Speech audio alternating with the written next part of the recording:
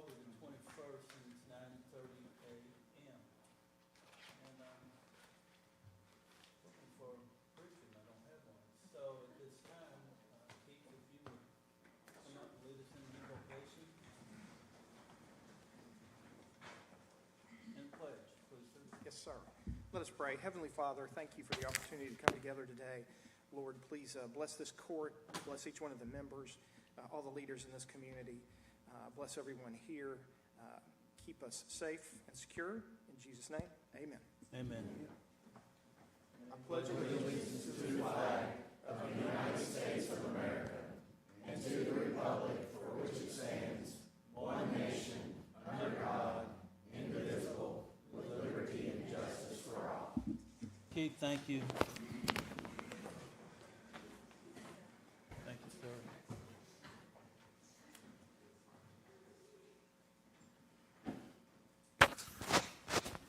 Sam, at this time, if you'd call the roll to bring the court to order, please. Yes, sir. Vera Sanders. Present. Sean Loxton. Here. Karen Johnson. Here. Brian Daniel. Yes. Judge Summers. Yes. All present. Thank you. The approval of the minutes from the October 7th, 2025, Bullitt County Fiscal Court. I make a motion that we approve the minutes, October 7th, 2025. Second. Got a motion by 2nd District Magistrate Logston, a second by 4th District Magistrate Blamel to approve the minutes of the Bullitt County Fiscal Court as presented. Sam, call the roll, please. Logston. Yes. Johnson. Yes. Blamel. Yes. Judge Summers.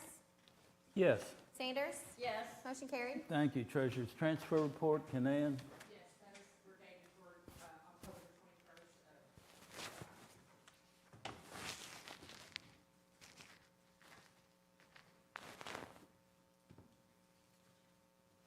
I make a motion that we accept the treasurer's transfer report. Second. Got a motion by 1st District Magistrate.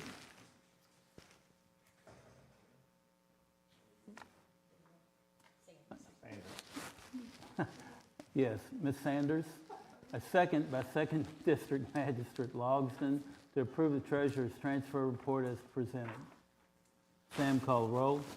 Johnson. Yes. Blamel. Yes. Judge Summers. Yes. Sanders. Yes. Logston. Yes. Motion carried. Thank you. Presentation approval of all bills. I make a motion we approve all bills as presented. I'll Second. Got a motion by 2nd District Magistrate Logston, a second by 1st District Magistrate Sanders and 4th District Magistrate Blamel to approve the bills as presented. Sam, call the roll, please. Blamel. Yes. Judge Summers. Yes. Sanders. Yes. Logston. Yes. Johnson. Yes. Motion carried. Thank you. Treasurer's report, Canan. Yes, sir. That includes the appropriation condition report, a revenue condition report, a liability register, your interfund tax transfer report, and the financial statement through September the 30th of 2025 as reported to the Department of Local Government. I make a motion we approve the treasurer's report. Second. Got a motion by 2nd District Magistrate Logston, a second by 1st District Magistrate Sanders to approve the treasurer's report as presented. Sam, call the roll, please. Judge Summers. Yes. Sanders. Yes. Logston. Yes. Johnson. Yes. Blamel. Yes. Motion carried. Yes, thank you. At this time, the guest speakers, and I want you all to respect our 3-minute time limit as we have a full court today as well. Ms. Metcalf.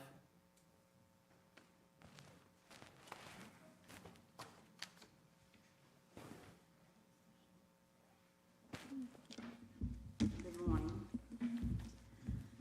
I'm here about an issue that's been brought up several times, Mr. Summers. You should know what it is. I sent you a package about it, Ms. Baker. And my thing was liberty and justice for all. I don't see that. Mr. Wilson, the director of the Bullitt County Animal Shelter, criminally trespassed in my house last year in January, took my 5 dogs, and he sold them. I have sent the evidence to Ms. Baker, and I get letters, nothing to see here. Well, I took Mr. Wilson to court June the 12th, I sent you the DVD, Mr. Summers, of this year. And the 5 relinquished papers that he tried to use, say that he had, even had his attorney, Matthew Baston, say, well, that, you know, those are her signatures.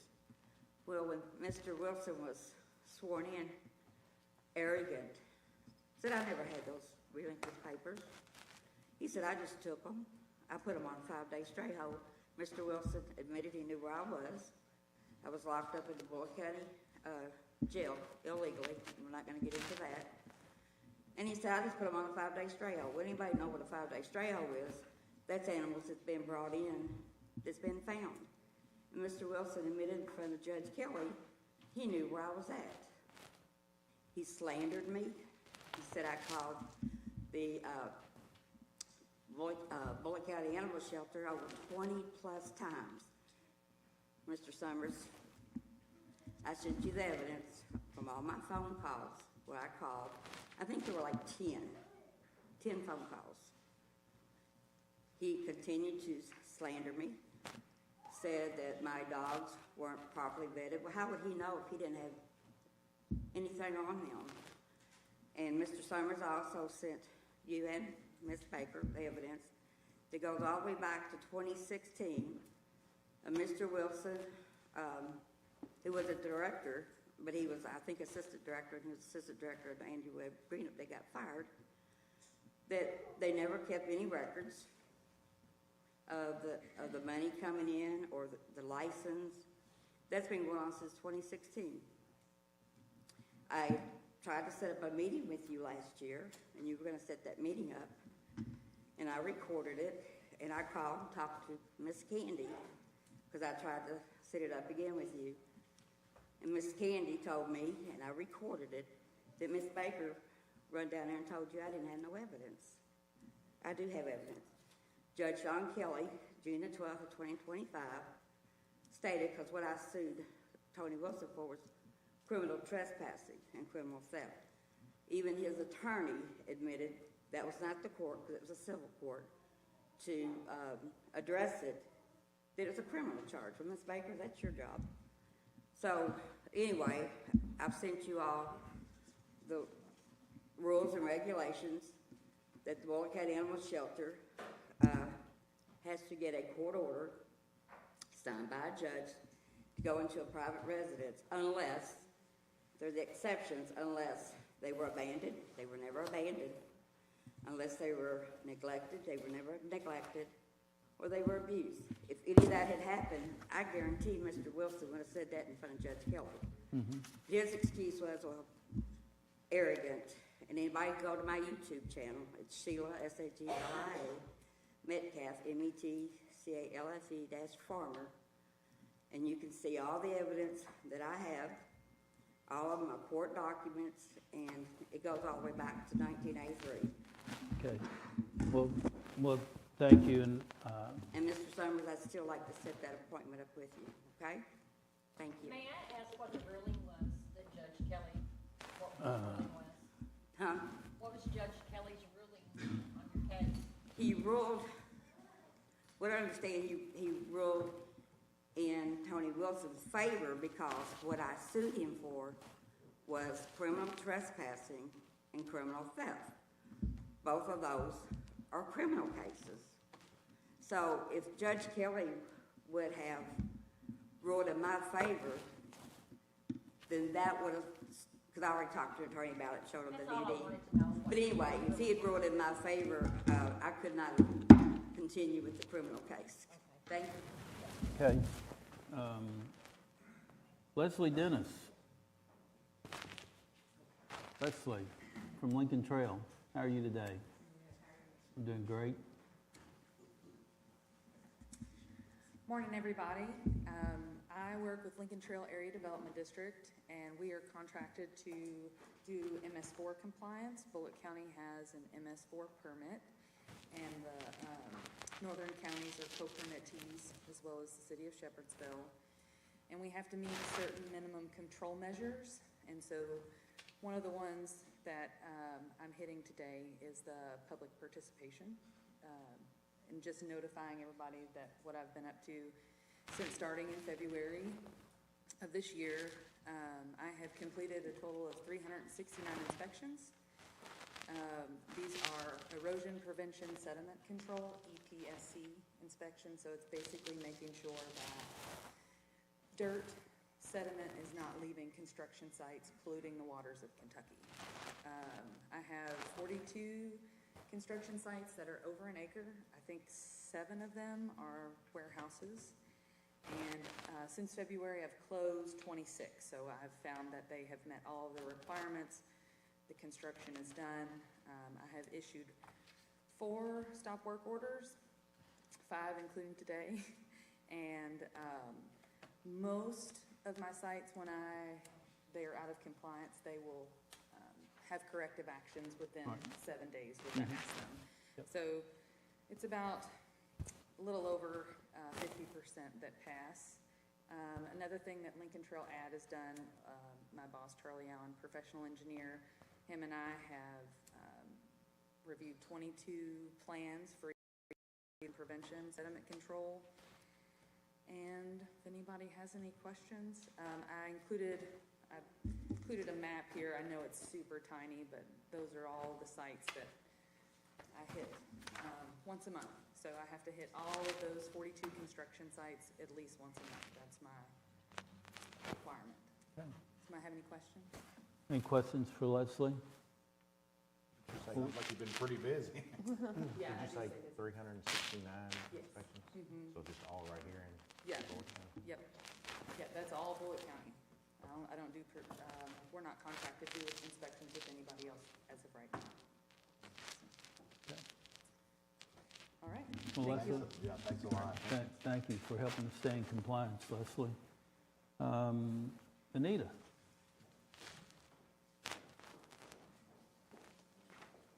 Good morning. I laid these at your seats before court started, so I just want to call your attention to our November 13th luncheon, because our featured speaker is Secretary of State Michael Adams, so I would love for y'all to be in attendance for that. We onboarded new software this past week, so if you try to get into your account to register anything and you can't, because we're still kind of in the middle of that, just call the office and we'll get you registered. Like, if you try to go on today and register, it's not going to happen. Just call us and let us know. But I would love for you all to be there to support him. And then also, we have a lot of events coming up, including a ribbon cutting for the pickleball court at Hillview. So that's another one I would love for you all to be in attendance at. And anyone can attend chamber events. There are extra of these half sheets on the back bench if anybody would like to come. Thank you. Okay, Anita, thank you so much. Anita, what about this Thursday? You have the young leaders The young leaders, yes. here, Yes, and you're wanting us here yeah, at 8:30? yes. And I'll be here for a small portion of that, just to say hello and welcome everybody, but then Kaylee will take over. Yep. Where you all will.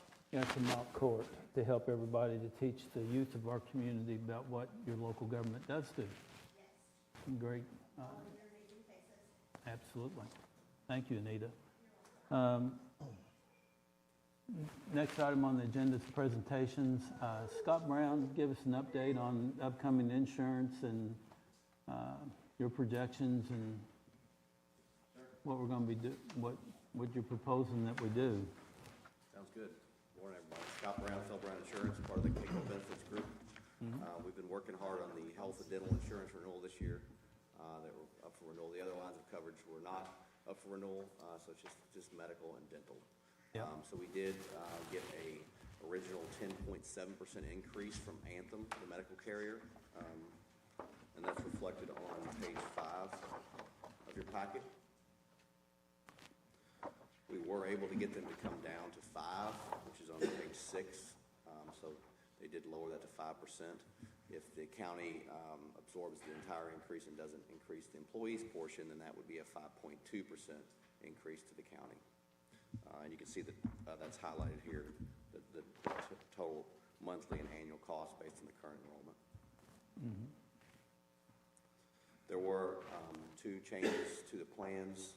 The deductibles on the HSA plans both had to increase to maintain the HSA eligibility. The U.S. Treasury Department updates those for inflation every year. So the core plan went from a $3,300 to $3,400 single deductible, and the buy-up HSA went from a $1,650 deductible to $1,700, and then the family is twice that.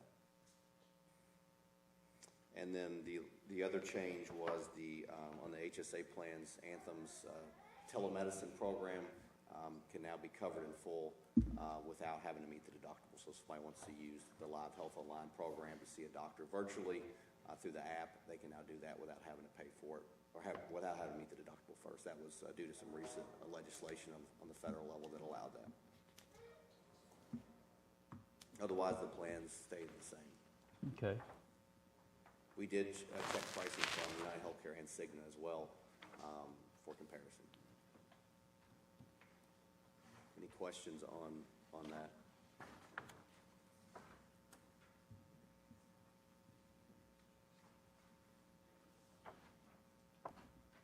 Your recommendation is stay with Anthem, but unfortunately just absorb that cost. Yeah, that was what we discussed, the committee discussed, was staying with Anthem. We just had changed to them last year, so it seemed to be the best path forward. Yeah. And to help you, Sean, with our experiences with insurance companies, if we change every year, our rates stay high. You need a motion to, Well, I'd like to give you all the opportunity to digest it, and then we can vote on it. Before we, Yeah, because we just got it this morning. yeah, we can digest it and then vote on it at the next meeting. That's fair enough? Okay. Fair enough, Scott? Sure, yeah, it's all, I think we're okay on renewals on the open enrollment timing. Be a little tight, but I think we can make it work. Okay, all right. The dental, would you like to move on to the dental? Yes, Okay, the dental, page 9 was the original increase. We weren't able to get them to come off as much. The claims have been running really high on the dental insurance, so it was originally a 16.2% increase. They did drop it a little bit to 13.2, which is reflected on page 10. We did have some other bids that were a little bit better, but everybody felt like the employees would probably rather stay with Anthem since even though the percentage is fairly high, when you look at the per pay increase, it wasn't that much. They felt like the employees liked Anthem, so that was the recommendation, was to stay with Anthem for now. okay. Good deal. thanks for all y'all's work and time put into that. That's why I don't have to do a whole lot of thinking. I was ready to move. I put so much confidence in you all looking at it and doing what you can to save us the most money possible. You're welcome, thank you. Thank you all very much. All right, Thank you. thanks, Scott.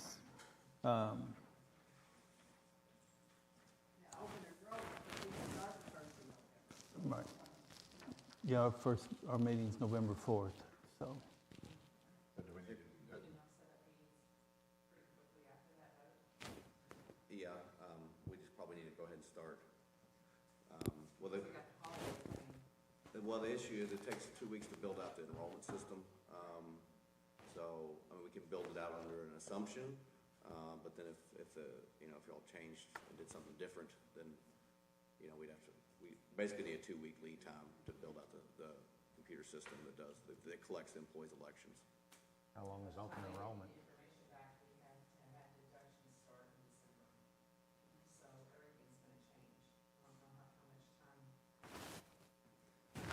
Yeah, so, I mean, again, if you want us, if you are leaning, towards renewal, we can go ahead and work on building the system out. But then all of a sudden, if you did want to do something different, then we'd have to start over, so. How long is open enrollment? It's usually 2 weeks. Usually, I think we had planned on November 1st to the 15th was the original plan, but Yeah. then obviously can change that. We just, timing for Canaan to get everything loaded in payroll, I think is the real concern.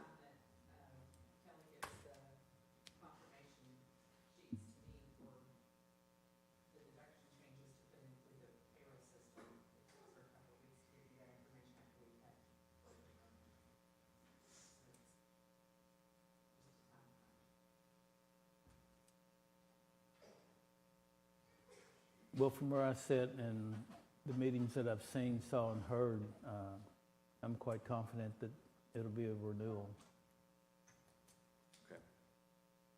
Any other comments from the court? I would just like to have it before the meeting starts, you know, we had it this morning, but as soon as we got here, I just like to look Sure. stuff over before I make a vote. Okay. On a lot of stuff that we get, you know, the morning of the meeting, Mhm. that's my comment. Okay, Makes sense. all right. Thank you, Scott. Thank you all. Uh-huh. We'll start with, the next item on the agenda is the Ridgeway Memorial bid, our opportunities to remove the floors. So we'll start with Prodigy first. And then Vector's here too, correct? Raise your hand. Vector Engineering. Huh? They're not here? Okay, well, Prodigy then, okay?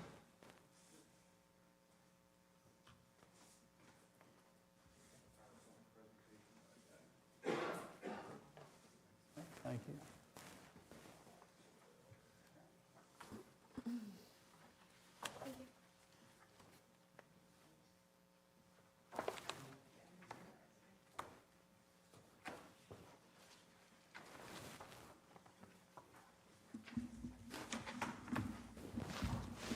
Thank you. This morning, my name is Jason Lang. I'm an architect with Prodigy Construction and PCC Design. We're kind of sister companies. Prodigy's kind of the construction side. PCC handles our design kind of services. In this packet, I've got kind of our standard brochure for later. Did a PowerPoint presentation just to kind of guide us along, but a lot of this is kind of background information on Prodigy just for reference. We'll skip through a lot of that because I know we've all got other things to do today, but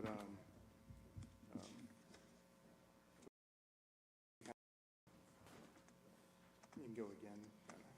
So just these, like again, these first pages, Prodigy, we're about a 20-year-old construction company, been doing design build for about 15 years, the whole time, but I've been with Prodigy about 15 years. You can, again, we'll kind of skip, and that one more. And another.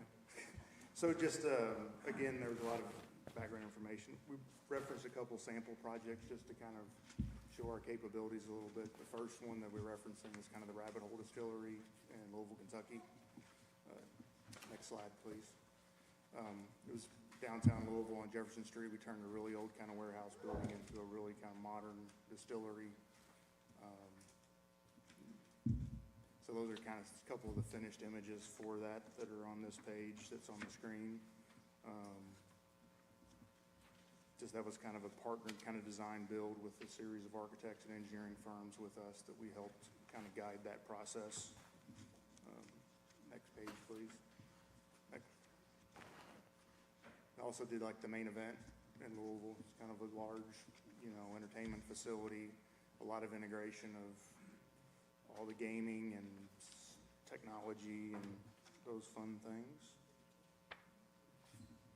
We do a lot of adaptive reuse, which is where this kind of project comes in. We've turned a lot of buildings into different uses and kind of brought them back from the states that they were in. We do a lot of retail projects too. Next page. So a little bit, some of this is in here to kind of explain there's different processes on construction. There's your traditional kind of, you design it, you put it out to bid, you award a bid, you hire a contractor. We've kind of handled this through a design build process is the way that we usually approach it, where it's, as a firm, we take on all of the responsibilities and kind of handle everything for our clients. Next.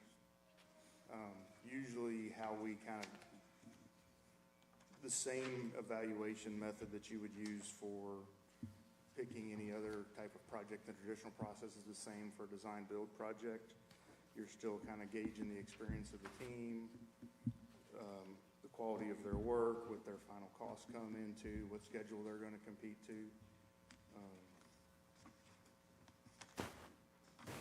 And so, again, some of this is kind of just high level. As we get into the actual Ridgeway project, next slide please. We've been working with the court since May of this year. I think we were our initial meeting, we met on site to kind of look at the project and kind of see what the scope was within Ridgeway and what needed to be repaired. We did respond to the initial RFP with a design proposal and gave kind of high-level budget based on that. Had subsequent meetings through the next few months on site with our structural engineers, our peering contractors, to kind of look at what the best solution we thought to fix the situation in that building were. All the way through to, we provided kind of a formal budget proposal, designed a schedule for the project, and some really loose kind of design. We know kind of what the design is, but we haven't done the full design yet, just to get a kind of an accurate price. Next slide, please. Part of that original proposal was looking at some of the work that had been done by some previous geotechnical engineers when, I guess, some of the issues first arose in that building. But it's filled with that shale that just swells up when it gets wet is the general issue. Next slide, please. So this was our original design proposal that we submitted, just for reference. Next slide, please. As part of when we looked through the building, we're able to get copies of the original as-built on the building, the original geotechnical, which is what's referenced. These are just here for reference. Next slide, please. Next slide. So generally, these are our kind of sketches of what the proposed solution is. It's a series of excavating 2.5 feet of existing soil within that area of the building that's collapsed in the original, I guess, what's the addition portion of that. Then going through the shale with helical piers to bear into good soil, and then bridge from those piers with a concrete grade beam, put a metal deck on top of it, pour a concrete slab, so you end up with essentially a crawl space. There's not going to be a lot of access in that because of all the concrete beams that are about 8 foot on center. But it'll give a cushion there that'll allow for any future expansion that happens within that shale to not be a future problem. And then you've got a new structural slab that's elevated above everything, tied back into the existing building structure and foundations. The building itself, from all of our estimations, seems to be in really good shape except for that slab that's moving. If you're in the building, it looks like things are settling, but it's not. The slab's actually raised up and pushed walls up into ceilings and all of that. So we got some initial kind of designs and sketches from our structural engineer. Next page, please. Then we kind of did a more accurate drawing of it just for all of our construction team to put an accurate number to the proposal on behalf of the court. Next slide, please. This is a copy of what the pricing information we turned in. There is a separate copy of this in the packet that's a little more legible than what that is. That proposal includes design services and generally is everything needed to kind of demolish everything that's in the way of replacing that slab, do all the excavation, put the new slab back in, and then kind of put it back together essentially the way it was. We can reconfigure in that area to some degree, but the full extent of the renovation hasn't really been determined yet. So this is kind of a proposal to kind of fix it, get it back to where it stands today with some modifications. Next slide, please. We did submit kind of a schedule. We also did a draft contract, just for reference. This schedule was based on a hypothetical kind of start date, but it's about a 6-month project for us. At the bottom of that, there's kind of a section about HVAC alternates. We had looked at the potential of reworking, replacing the HVAC in that system while we're in there working. We think the system's pretty good, and it's going to be a really expensive kind of process to replace that HVAC system, so we've kind of not done that at this point in coordination with the judge. Next slide, please. So that's kind of our team. It's Prodigy and PCC Design with our structural engineer as Structural Services, Inc. Okay, so Yeah. Generally, that's it. There's some more design build stuff at the end, but if you have any questions or... right. So you said there'll be a crawl space between the old floor and the new floor? Well, Or do you- we're going to Our proposal is to go in and excavate about 3 foot of soil in that area. Remove the slab that's there on the addition, remove about 3 foot of soil, and then, because it tapers, the old site there, it's about 3 foot of fill to about 8 foot of fill, but to excavate all of that and then replace it would be much more costly. So the thought is to remove down to basically where the bottom of our concrete beam structure is going to be, with a little bit of a gap below it. And then if that area floods again, that shale swells, you've got a 2 foot cushion there for that dirt to swell up and not raise the floor again. Right. But the floor would be anchored through all of that fill back into good soil that's below, like the old existing soil before it was constructed. There's 2 foot of space. There's about, but every 8 foot, if you look on that drawing, but every 8 foot, there's Pier. basically There's a 2.5 pier. foot by Yeah. foot wide concrete beam Yeah. that spans across there. But we could put in some raceways for running electrical and plumbing and some of that through there, but it's not gonna be something you can get and crawl around in. Okay. There's just gonna be a gap under there. To let it breathe.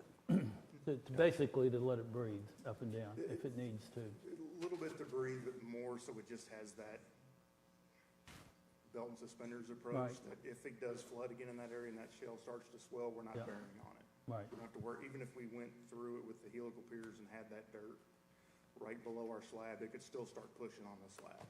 So we're trying to prevent that from happening. Okay. So the building itself, the structure itself is It's secure. It sounds like From you my said it's estimation, it seems to collapsed. be really good. When you walk in the building, it looks like it's settled, but it has not. We've put levels, we've checked all the bricks, we don't see a lot of cracking, things that would indicate settling. The interior, the perimeter of that addition goes down to original rock and fill, based on the geotech and the original design drawings. The interior column footings are about 8 foot in the ground. So the building is supported on good soil. They kind of built the concrete bathtub is what it looks like to me, and then they filled it with the shale, which is a really good material for compacting as long as it stays dry. I think you've had some flooding in that area and around that intersection. And once it gets wet, it just soaks up all the moisture and it just starts pushing on the But slab. visually, you can see where it's like looking like it's settling, but Yes, so when it's you not walk really. around, you look at the ceiling and you see like a soffit that's dropped or the ceiling starting to come apart, it looks like it's fallen, but And it's so actually that's the what these opposite. prices are gonna correct all that, and it's not gonna. Yes, because to fix that area, we essentially, anything that's on the addition, we have to tear the rooms that are there out, take all the casework out, take the flooring out, because we're gonna tear that entire slab out to the perimeter of the walls. Put the new slab back in and then put all the finishes and offices back in where they were. Yep. It's new ceiling, there's certain things where we use the light fixtures because they're in pretty good shape, but where we take out ceilings, we'll put in new ceilings, because by the time you touch them, you're gonna damage them more than anything. If I may, I think you were about to say, but whereas the ceiling makes it look like it's settling, were you about to say that in fact what it's done, it has risen? It has pushed the walls, like it's pushed the walls up, so when it does that, it's kind of buckled the ceiling up, so it looks like it's falling, but it's actually the opposite. There's probably a little bit of settling, the building's got some age to it, but that's 6-inch difference in some areas. The building hasn't settled 6 inches. And when it floods again, which it will, that may not get up in it, or it didn't last time, I don't think it got up in the building, but it's gonna get up around the foundation of it again. Yeah, Because more than likely. this Yeah. will resolve that. Yes, It should, yes. it will. And so part of the design too is even under the concrete beams, we propose to put in, we'll cast the concrete on like a 3-inch insulation cushion that we can tear out, so that when it's done, everything is kind of freeboard. Okay. And if this isn't done, then the next time it rains, what do you? I mean, you have a condition where your floors are out of level. And every time the shale gets wet, it's gonna continue to expand. general. I mean, there's no certainty to that. Depends how much water gets in there, how long it's wet, how much moisture content it has in it right now. But anytime it gets wet, it's going to expand. That's what that shale does. It essentially make the building useless. Well, that's what, I was wondering, is it eventually gonna destroy it? Is it gonna fall down, or?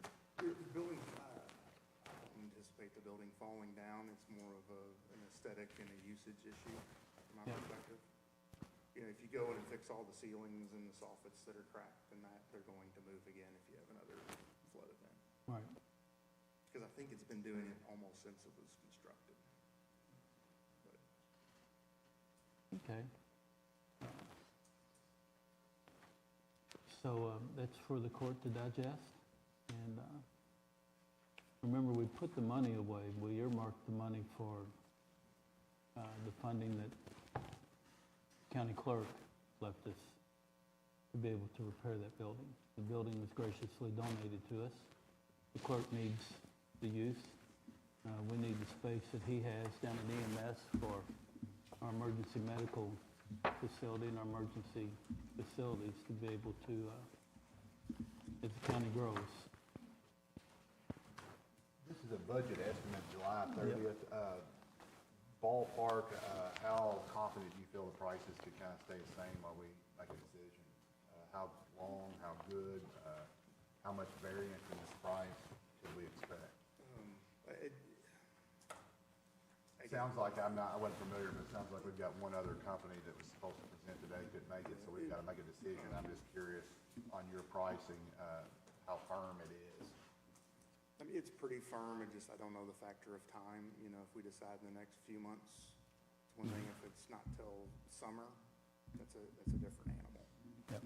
I just have to know, and it's hard to gauge what that would be.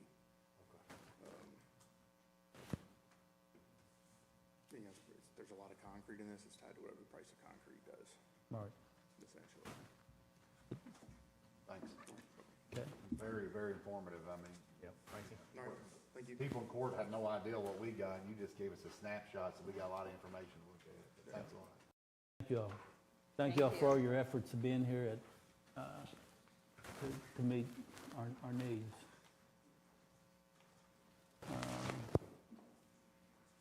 Enterprise Fleet Management. Come on up here. Fine, how about you?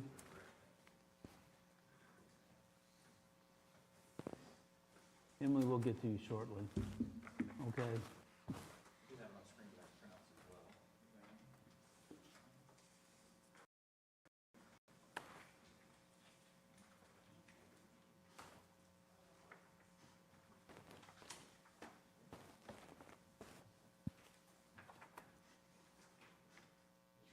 Okay, thank you.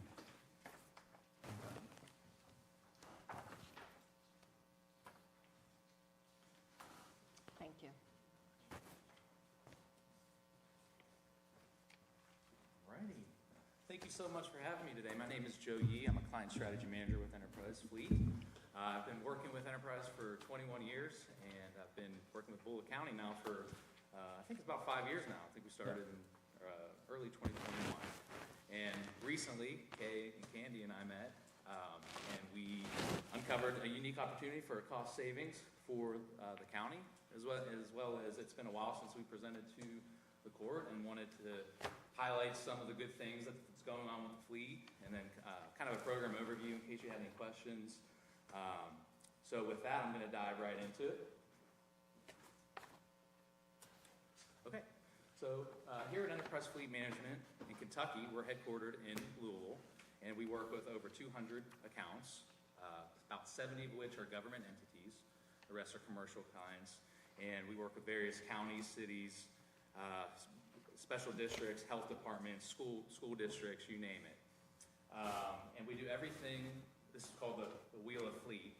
And each of our accounts are unique and customizable. What may work for Bullitt County may not work for Shepherdsville or Hillview or Mount Washington, for example. Those are our neighbors, and we work with them as well. We start with vehicle acquisition. We typically buy your vehicles direct from the manufacturer. That way we can cut out the middleman. And what we do is we go straight to the manufacturer for bid assistance, so formerly known as, state contract pricing. That's what we do. We go directly to Ford, for example, and say, here's Bullitt County, their government entity, what's the fleet rebate, fleet discounts, right? And then financing credit, we are your, sorry, Candy, you can go back. Yeah. We are your bank, and so we can do various forms of financing. What we do for Bullitt County is the open-ended equity lease, and that's where, you're able to utilize the vehicle, and at the end of the term, when we go sell the vehicle, you get the benefit of the equity, which is what we're going to be able to show you here after some really good cost performance for your fleet. And then we do license, titling, registrations, everything from across the board. We do aftermarket customization. So, for example, we've done some utility beds for the road department, I believe, and so we will get the vehicle in, we'll take it to wherever you want to get it upfitted, we'll upfit it, and then we'll bring it to you road ready so that we hand the keys to the driver and they can jump right in it. We do maintenance programs, fuel programs, accident management, telematics through Geotab, where you plug in the tracker and you can see them on the map and all that stuff. And then driver safety, and then resale. I'm going to show you some numbers with the resale as well. That's the glue that holds everything together. Comes full circle, no pun intended, because that is where we perform very well. We don't do trade-ins where you trade in your vehicle and then Enterprise goes and sells and makes money off your vehicle. We're gonna maximize the bid and get as much back as we possibly can for the county. Okay. So with the next slide, this is just a fleet profile for the county. Okay. So far we have 41 vehicles. Total fleet value is about $874,000. Your fleet equity is over $500,000. Going back to that open-ended equity lease. And just for a quick example, say we sell your vehicle for $20,000 and it's paid down to $10,000 at that time, that $10,000 delta goes back to the county, okay, just so you understand. It's very flexible. You can extend it. We can early cycle it, for example, if the market is appropriate. Average holding period, 6.2 years. You can see the general health of the fleet is very good. You can see the model year analysis. We had a big purchase of 2021. Obviously, that's when we partnered. We did a big purchase. And you can see your odometer distributions healthy as well. Very few vehicles to the right. We do have some aged vehicles, but we believe a lot of those are spares, jail, just vehicles that don't get much use, so we kind of leave those to the side right now. We obviously don't want to put a big engine and repair in there or anything like that, but for right now, those are just spares. Okay? And this is big picture what we do with fleet management. There's three large buckets to your fleet costs, right? You have your vehicle depreciation, maintenance, and fuel. Yes, there's other small costs in there, but these are your three largest buckets. So where we can make the biggest impact for costs is in these three main categories. So what we do is you look and see, vehicle value goes down over time. Fuel degradation, obviously, as vehicles age, they're not going to be as fuel efficient, so fuel costs will go up as well. And then maintenance as they age. So our goal, and what we've been doing for the county, is figuring out where's that right time to cycle vehicles to keep your lowest cost of ownership. And it could vary. An SUV may be 80,000 miles. A truck, an F-150 with no equipment may be 100,000 miles. A utility bed F-350 may be 125,000 miles. But what we do is we run analytics to figure out where can we reduce costs and where can we keep your costs as low as possible. All right. So what this is called just your fleet performance right now. On these vehicles that we are proposing to replace, there's 24 vehicles, and you can see we call it average effective depreciation. What that means is your average adjusted cost. So we we have a vehicle cost, say we bought a vehicle of $30,000, it's worth today $20,000. Your net spend over the time of months you've had in service is that $10,000 delta divided by the months in service. And so you can see some incredible performance here. Again, this is just active now. This will continue as we wait and vehicles age and we get the new vehicles in.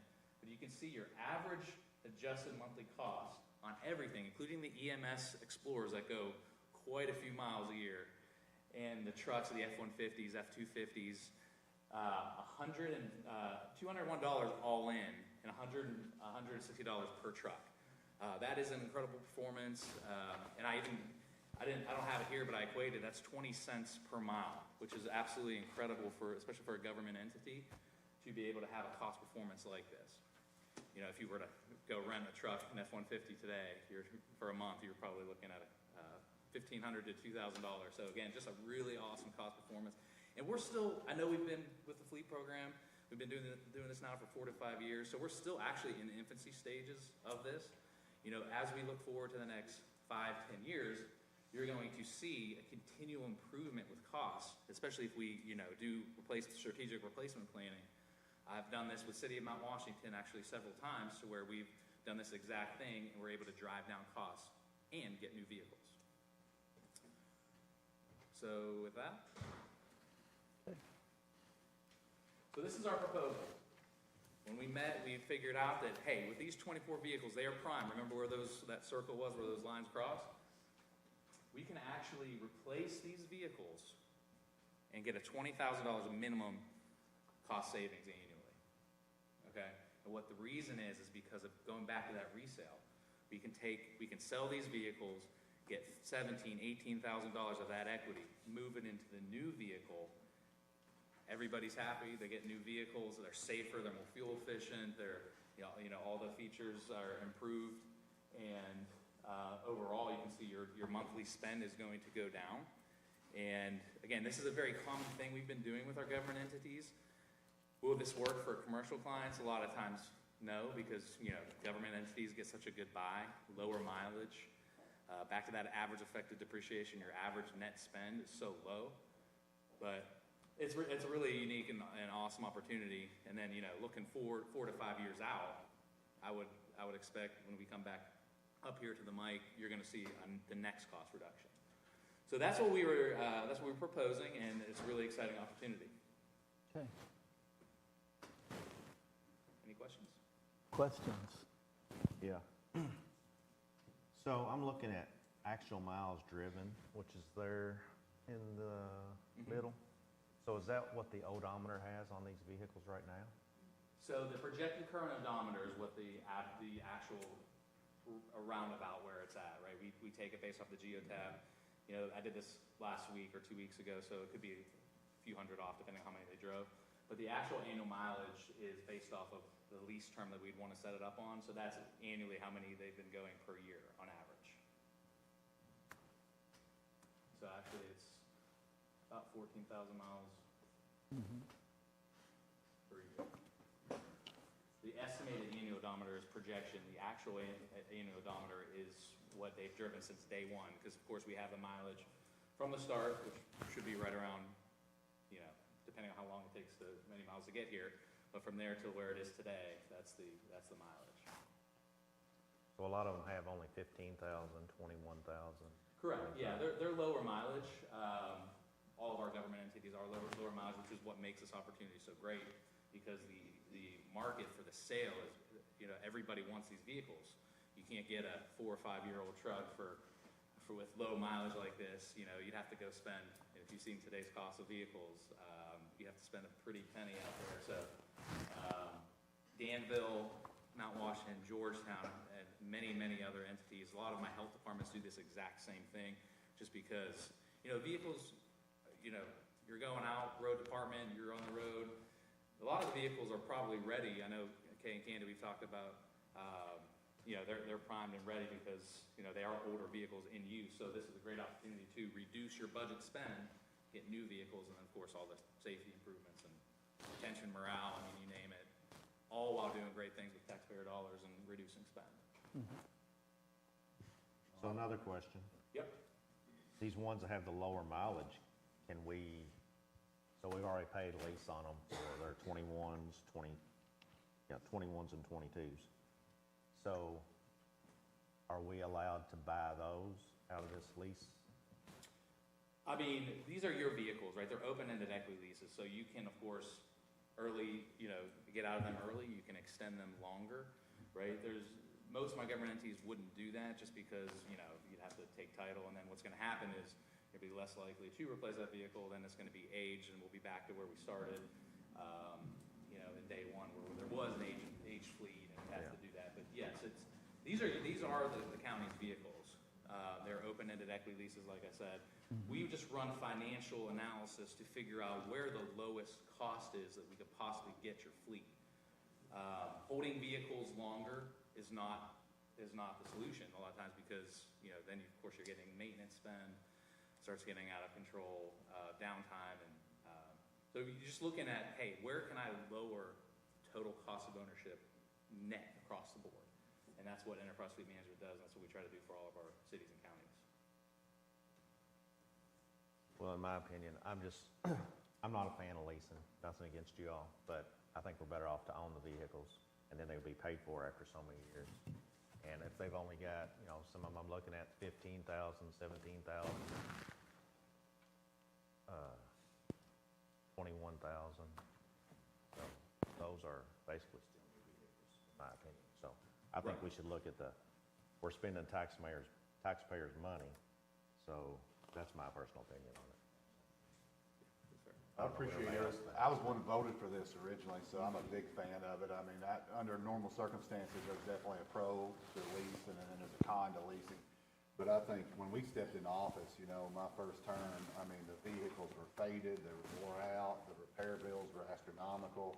I love the fact that we have like clean looking vehicles out there on the road, and it really creates a good image. And then obviously the maintenance costs are significant. We're not spending time with the vehicles broken down, working on them. I know that some of them still have low mileage.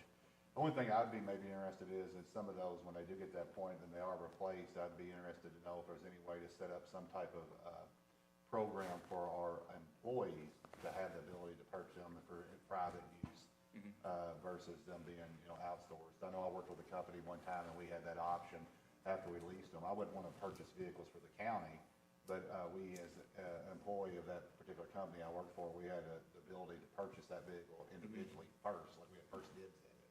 I don't know if there's something like that could be set up, and I don't know if any of our employees would take advantage of that, but I think a lot of them looking for second vehicles or vehicles, if they know that's been treated well, that might be an incentive. I don't know if that's a possibility, but I personally would love to stay on the lease plan, and I understand your position, Brian, but it seems like statistically, anytime somebody finally pays off their vehicle, I know me personally in my life, every time I finally got one paid off, it's junk by that point. It's like, oh, wow, I've got it paid off now, and now I might as well expect to get, new transmission and new this and new that. Once you get it paid off, your costs just starting at that point. But I love this, and I've got, nothing but positive feedback from our employees that, driving a nice vehicle and they don't have to worry about it breaking down, and I think the image means a lot too. Even though it is taxpayer money, we were looking at, when we made this decision to move into this, we were looking at some of the repair costs, the age of the vehicles that we had, and it was quite honestly, it's almost embarrassing. But I appreciate all the data so that we can see that it is working. Yeah, to answer your question, we can do that. It's all up to the county and the bylaws of, disposition of vehicles. But yes, we do that at times. You would need to check with your attorney. But we could say, hey, we could sell this vehicle for $28,000, and you could sell that to the employee $28,000 or whatever, name the price. So, yeah. Or we can't get any benefit that the average citizen in the community wouldn't get. Yeah. Typically, that's what we see. Yes. Okay. I know there's one company I work with. I just thought I'd ask because, there is a lot of times people like, wow, I've driven this truck for 3 years. I know it's a good truck. This would be a great truck for, and I didn't know if that could be an incentive or not. Yeah. It sounds like the two attorneys over there shaking their head no. That's what I'm saying. A lot of these got 30, 20,000 miles, and they'll last, Yeah, I bought A 3 long of time. my company cars I had. That was always a good deal. I remember getting really good deals on those leases. But what else included with the maintenance package? Yeah. So the maintenance package, there's 2 different types, and the whole fleet is now on a maintenance product. One is whenever we lease the vehicle, it's built into the cost, so all that is including maintenance as well. And it includes, oil changes, any flushes or anything that's needing done throughout the lease term that we set up, which I believe is 15,000 miles a year for 5 years. And then the only thing it doesn't cover would be something like body damage related or, undercarriage, something hits the undercarriage, a chipped windshield, cracked windshield, anything damage related is the only thing it wouldn't cover. Tires and brakes are not included just because simply you don't do as many miles, so typically you wouldn't use that. And if you do, just pay for them at the state contract price, the one-offs. You don't want to build into the lease because you don't want to, we don't want to increase the cost for tires if we're not going to use them. So yeah, it covers all of that, includes roadside assistance. The other product is simply if, like the vehicles, those mentioned, the ones I mentioned are older, it's just a pass-through, right? It's still on the maintenance, they show the card. If it's a $100 oil change, entire rotation, we bill through the $100 oil change, and we will also go out there and try to save money for you as well and negotiate with the shops. Yep. So all these numbers are inclusive with the maintenance as well. So again, we're just looking at, cycling out vehicles to keep your costs as low as possible. A lot of times, the idea of holding vehicles longer, holding them until they die, may sound good because there's, maybe there's no monthly payment eventually. But when you break it down in a total cost per mile, we do see a win by doing things like this. And we have a lot of government entities that have done that, and I can provide references, and I could actually show you Mount Washington, for example. They've done 2 of these, and each time they keep driving down their costs. 4 or 5 years from now, your average cost, $669, could be $569 next. I say that because we've done it, right? Right. We do it appropriately, and we meet 2-3 times a year to run analytics, to do stuff like this. It's exciting because we are finally at that opportunity. Feels like for the first 4 or 5 years, hey, what's the value of the program? Yeah, it's great because Enterprise handles all the billing and the maintenance and all that stuff. But now is the time where we really can show what we can do and make a cost impact. These numbers too are pretty conservative. I don't want to have to go to Kay and say, hey, I told you we were going to sell these an average of $18,000 a year. We only got $16,000. What I want to do is opposite, which we've done. We want to be conservative so we can come back and say we were actually able to get $2,000 extra. And so we're able to lower your monthly payments even further. Right. So it'll be exciting to see once this happens, the true net spend. You can ask Stuart Owen and Don Harden at Mount Washington that every time we've done this, I come back with them with extra equity, extra money back, saying, again, because we want to be conservative, we don't want to overshoot it, and I don't want to come up here and try to sell you something and then have to come back to you and say, sorry, I overshot my numbers. So it's exciting to see the opportunity. Okay. So I got another question. yes. The equity lease months, is that what the contract is for each vehicle? Like there's some E50, E60, or? Yeah, again, these are open-ended equity leases, so that the contract doesn't really matter. It's just we have to have some sort of lease term on there. Like, these have been extended. Originally, back whenever we started, we got great buys on vehicles. It was right around COVID time, so it was perfect because we kind of set your fleet over the COVID period. You really didn't have to fuss with it too much, which was great, unlike some of my other customers that had to deal with a lot of the craziness of the COVID fleet world. But yeah, so we were originally going to do sometimes 1 year or 3 year cycle, but over the time, I would tell Kay and Candy and Jerry, I said, hey, it does not make financial sense yet to do this. Because going back to the cost per mile and looking at your total spend, I'm not going to recommend something that's not financially responsible for our customers. Right. But now, because the fleet world has normalized, and it is a buyer's market out there too right now, the cost of vehicles have normalized, and a lot of cases have gone down year over year. So it's a perfect timing to be able to do this. A lot of our government entities are following suit right now as well. So yes, to answer your question, that is the lease term technically. It just automatically extends. There's no penalty to get out of a lease early. There's no penalty to extend. There's no mileage penalties, wear and tear fees. It's simply what can we go back and sell the vehicle for versus what it's paid down to. And that delta of equity comes back to the county. So some of these have been extended, so they can be Yes. extended for Oh, 2 yes. months or 6 months? Yes, or- as long, yeah, absolutely. So we have time to make this decision. We don't need to make a decision this morning, right? We just got all this paperwork. I like to get stuff, No, ahead of there's time no instead of just- necessarily rush on it. The order banks had, a few years ago, they would open the order banks for the F-150 and say, get your orders in, and give a week. Now it's not like that. So I'm happy to provide this is high level too. We can go into the nitty-gritty details of all the fleet. We can provide additional analysis. But yeah, it's exciting times for the county. Okay. Any other questions? Well, personally, from where I sat when we first came in office, this has been the best thing that we've done. The morale, you don't have to worry about going out with a road foreman that has a bald tire. Our vehicle, it's going to break down. So we've I think we've improved let's put it this way, the more quality time for employees. They're not sitting waiting on a vehicle to go somewhere or having to take one to the shop all the time. Because it literally, truly is just literally routine maintenance of oil changes and keeping the vehicle in tip-top shape. Fantastic, thank you. Okay. So we'll get back with you, Joe. Thank you. Thank you for Appreciate your your time. time. Yes, sir. Well, here we go. Tammy, second reading of zoning ordinance 2521, Poe Shep LLC. Commonwealth of Kentucky, County of Bullitt, zoning ordinance number 25-21. An ordinance relating to the changing of zoning of certain property from R3 residential to B2 central business. Property in question is 2.497 acres more or less, located at West Bullitt Road, parcel number 036-000-00-013D in an unincorporated area of the county. Whereas the Fiscal Court of Bullitt County has considered the evidence of the public hearing held by the Joint Planning Commission and the recommendations of the Commission, the information provided in the staff report of the Office of Bullitt County Planning and Zoning, and the testimony and evidence presented at the public hearing held by the Fiscal Court, and whereas the Fiscal Court concurs in and adopts the reasons of the Joint Planning Commission for said zoning change and approves and accepts the recommendations of the Planning Commission in this matter as set out in said minutes and determines that the proposed zoning change is acceptable and should be approved.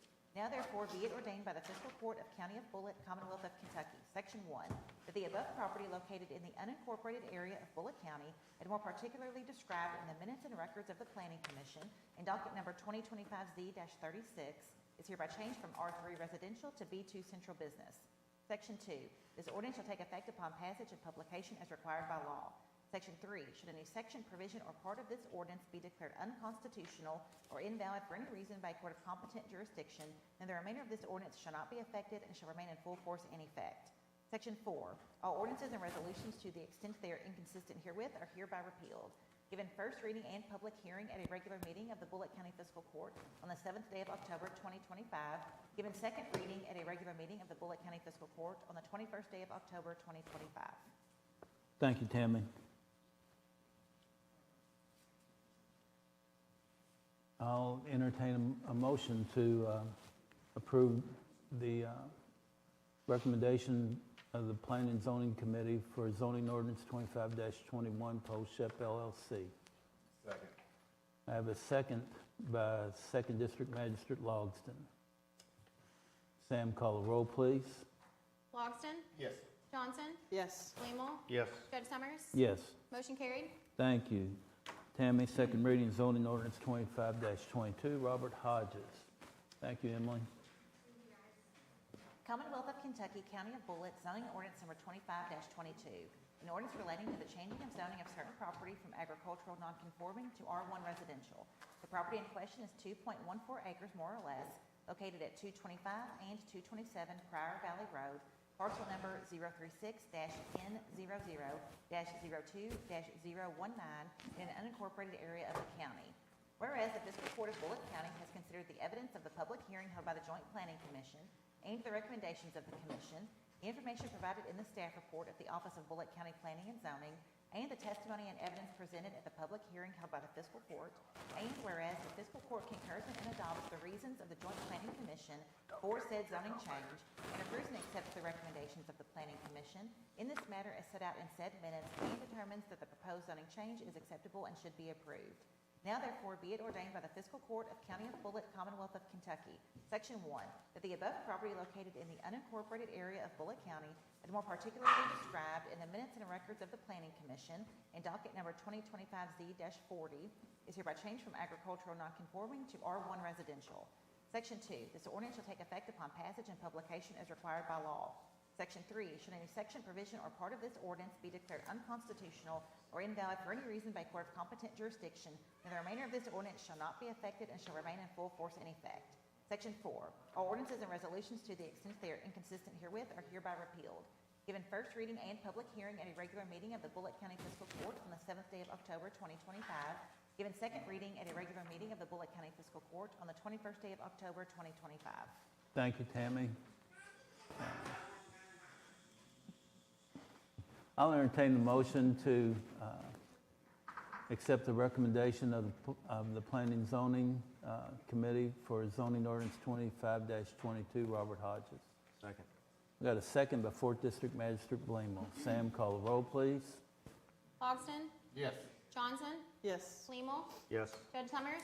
Yes. Motion carried. Thank you all.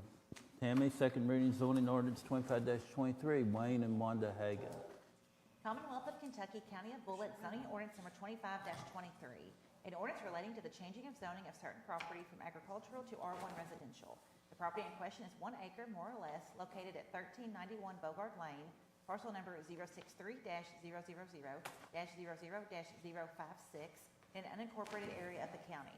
Whereas the Fiscal Court of Bullitt County has considered the evidence of the public hearing held by the Joint Planning Commission and the recommendations of the Commission, the information provided in the staff report of the Office of Bullitt County Planning and Zoning, and the testimony and evidence presented at the public hearing held by the Fiscal Court, and whereas the Fiscal Court concurs in and adopts the reasons of the Joint Planning Commission for said zoning change and approves and accepts the recommendations of the Planning Commission in this matter as set out in said minutes, and determines that the proposed zoning change is acceptable and should be approved.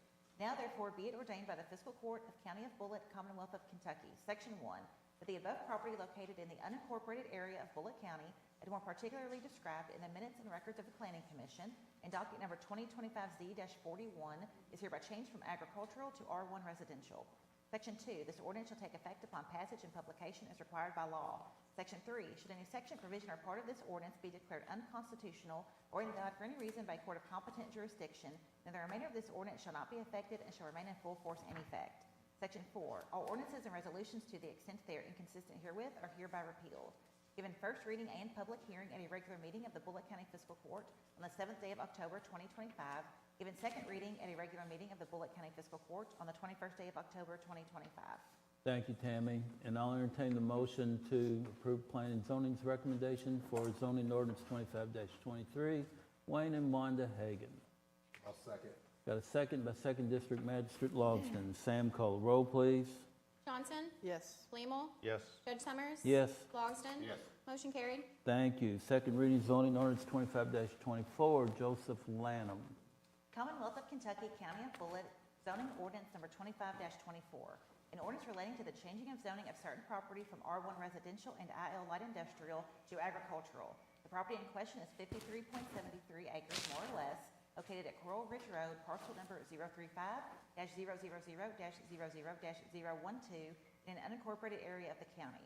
Whereas the Fiscal Court of Bullitt County has considered the evidence of the public hearing held by the Joint Planning Commission and the recommendations of the Commission, the information provided in the staff report of the Office of Bullitt County Planning and Zoning, and the testimony and evidence presented at the public hearing held by the Fiscal Court, and whereas the Fiscal Court concurs in and adopts the reasons of the Joint Planning Commission for said zoning change, and approves and accepts the recommendations of the Planning Commission in this matter as set out in said minutes, and determines that the proposed zoning change is acceptable and should be approved. Now therefore be it ordained by the Fiscal Court of County of Bullitt, Commonwealth of Kentucky, Section 1, that the above property located in the unincorporated area of Bullitt County, and more particularly described in the minutes and records of the Planning Commission and docket number 2025Z-43, is hereby changed from R1 residential and IL light industrial to agricultural.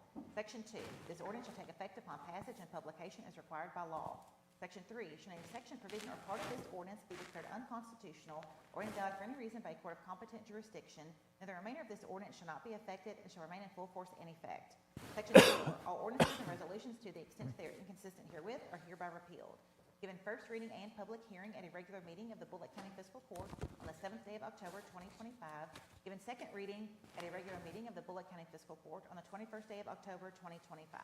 Thank you, Tammy. I'll entertain the motion to accept Planning and Zoning's recommendation on zoning ordinance 25-24, Joseph Lanham. Second. I got a second by 4th District Magistrate Blemo. Sam, call the roll, please. Fleenel? Yes. Judge Summers? Yes. Logston? Yes. Johnson? Yes. Motion carried. Thank you. Second reading of 25-25, amending ordinance 20-11 relating to land disturbance. Commonwealth of Kentucky, Bullitt County, ordinance number 25-25.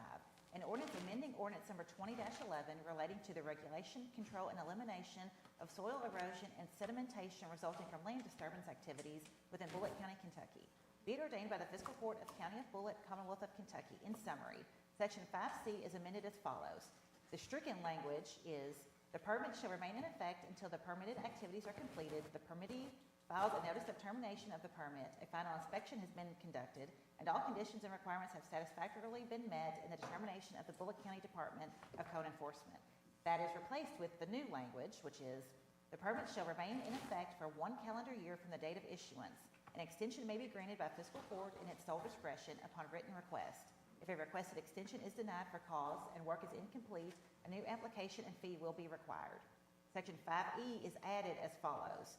Hours of operation for work pursuant to a permit shall only be permitted between 6 o'clock a.m. and 7 o'clock p.m. A waiver may be approved by fiscal court in its sole discretion upon written request for construction projects. Section 5F is added as follows.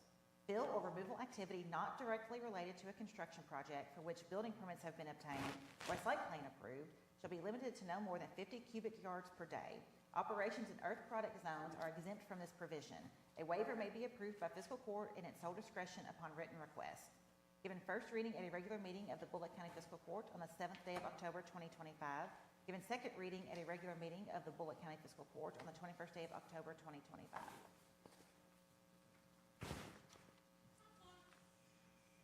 I'm going to make a motion to take planning and zoning's recommendation for zoning ordinance 25-25, amending ordinance 20-11 relating to land disturbance. Second. Got a second by 2nd and 4th District Magistrates Logsdon and Blamel. Sam, call the roll, please. Judge Summers? Yes. Logsdon? Yes. Johnson? Yes. Blamel? Yes. Motion carried. Thank you. On number 6, this was Magistrate Sanders' agenda item, and I think we should table this until she's became ill. And I'll be square with you, I don't feel too good myself. The next item on our agenda is the approval of the 2026 fiscal court meeting schedule. It's in your packets. I'll make a motion we approve the 2026 fiscal court meeting schedule. Second. I got a motion by 4th District Magistrate Blamel, a second by 2nd District Magistrate Logsdon to approve the 2026 Bullitt County Fiscal Court meeting schedule as presented. Sam, call the roll, please. Logsdon? Yes. Johnson? Yes. Blamel? Yes. Judge Summers? Yes. Motion carried. Thank you. Next item on the agenda is the 2026 holiday schedule for the Bullitt County Fiscal Court employees. I'll make a motion we approve the 2026 holiday schedule. Second. Got a motion by 2nd District Magistrate Logsdon and a second by 4th District Magistrate Blamel to approve the 2026 holiday schedule for fiscal court employees as presented. Sam, call the roll, please. Logsdon? Yes. Johnson? Yes. Blamel? Yes. Judge Summers? Yes. Motion carried. Thank you. New hires and promotion. Janice is sick today. I can handle this. Justin, if you'll come up to answer questions. The first one is, I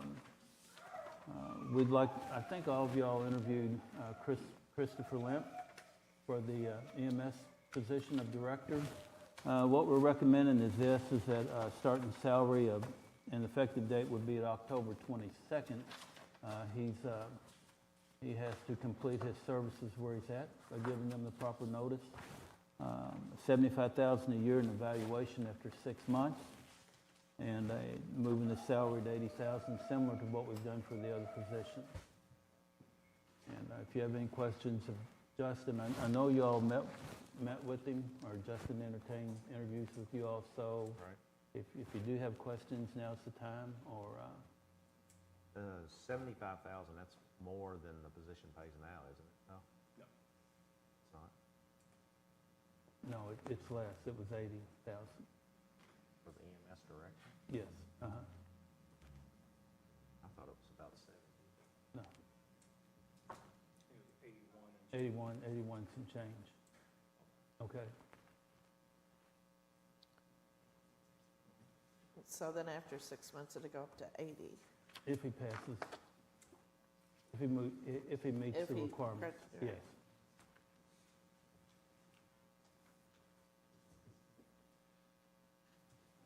So I'm gonna put that in the form of a motion. And I'll second. I got a second by Third District Magistrate Johnson, excuse me, I don't feel well either. Sam, call the roll, please. Get away from everybody up there. I've been in the hospital for the last week with my dad, so it's sort of catching.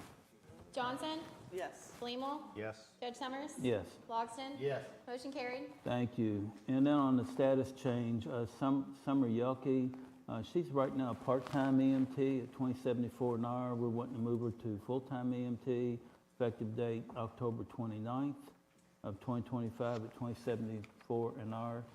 There's no change in the pay, and I will put that in the form of a motion. Second.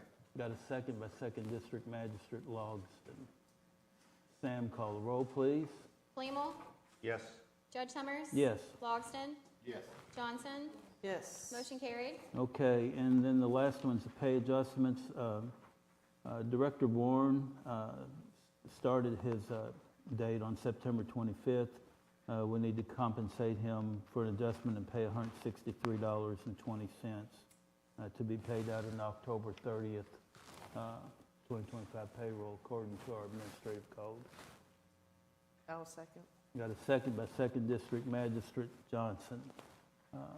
Sam, call the roll.